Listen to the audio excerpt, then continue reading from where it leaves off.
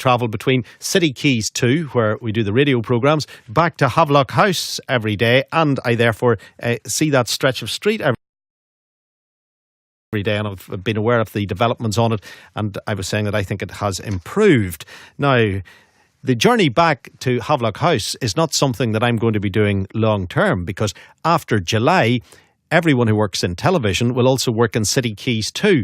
And Havelock House will be no more as far as broadcasting is concerned. And that's sad. That's sad in many ways.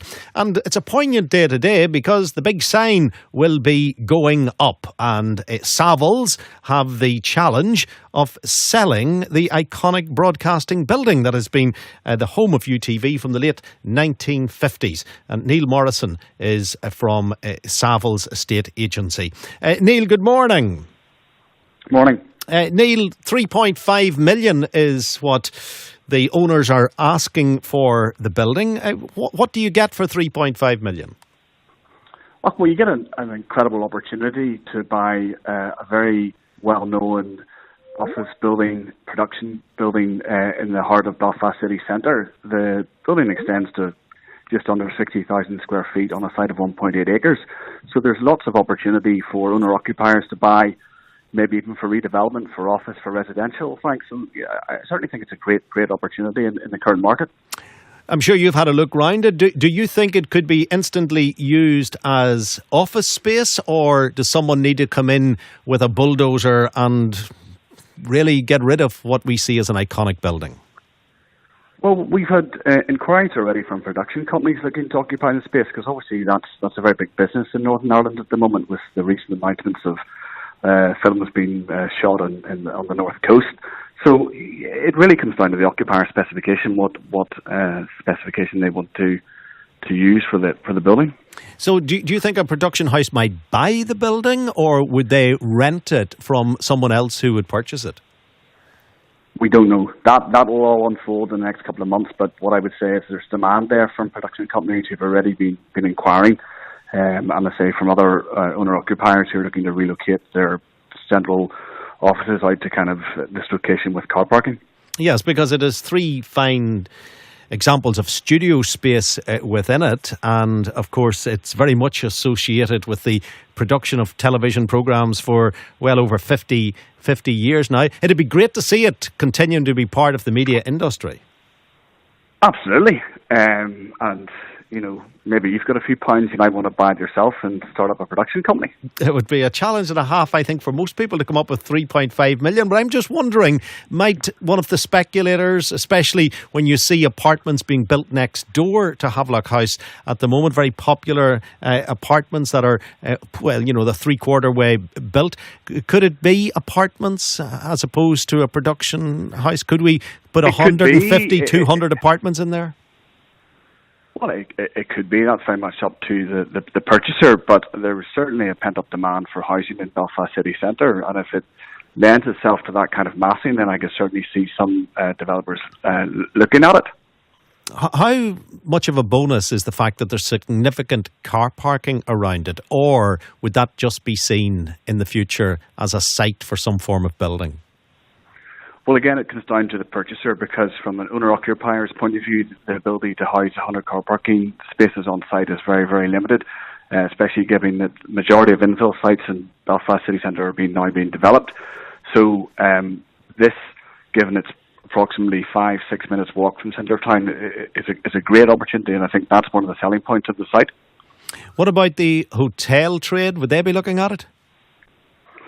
I think we're directly opposite the Radisson, and there are a number of hotels currently being built. So I don't know if that location would suit another hotel development, but I could be wrong, given the view that it's quite close to Queen's, and obviously it's a reasonable proximity to the new transport hub as well. No possibility, or would there be, of it being student accommodation? They'd probably put the fear of the Lord into the residents of Donegal Pass and the lower Ormo. They'll not want students next or near them, but might that be another option? It could be an option. It depends if there's demand from the market, and we've just launched it, so this will all unfold itself over the coming weeks, and we'll be in a better position to advise in relation to where this is going to go. It is a very special building to us. I've spent more time in it than I've spent in any house that I've owned. So as I leave it for the final time in June, there'll probably be a tear in the eye, because it is a special old lady, that building. It's one of the, it's just... It's iconic. It's iconic. It's one of the great examples of architecture in the city. But it's not protected or listed in any way, so it can be bulldozed, can't it? It can be, but I think the people's hope would be that it is not. But the market will dictate that, and I dare say the planners will have a decision to make as well if there's any redevelopment proposals being forward. It stretches back to the history of linen, isn't that right? Before broadcasting. My knowledge really starts from 1959 when ITV took occupation. So, mine tends to as well, and even well after 1959. But it was linked in some way to the linen industry in either a warehouse or a factory. It wasn't built for production purposes. That's the point I'm making. Yeah, that's correct. Yeah. Yeah. So the iconic Havelock House is up for sale. Do you actually put up a sign? Is that an old-fashioned way of doing it, or does that still happen? We use all the mediums, social media, newspaper, but the old-fashioned way, there'll be a board going up today, just so we make sure we capture everybody that would have a potential interest in this. Lovely. Neal, it is the end of an era, and every success with the selling of it. Thanks for coming on this morning. Thank you. Thank you very much. No problem. Thank you.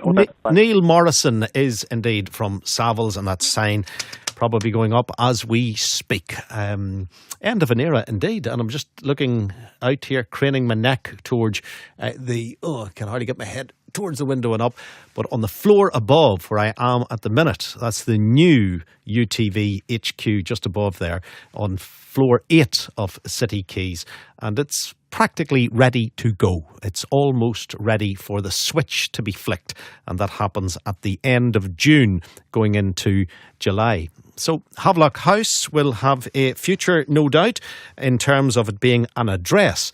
But what it'll be used for, whether it's apartments or a hotel or student accommodation or a major production house, that would be my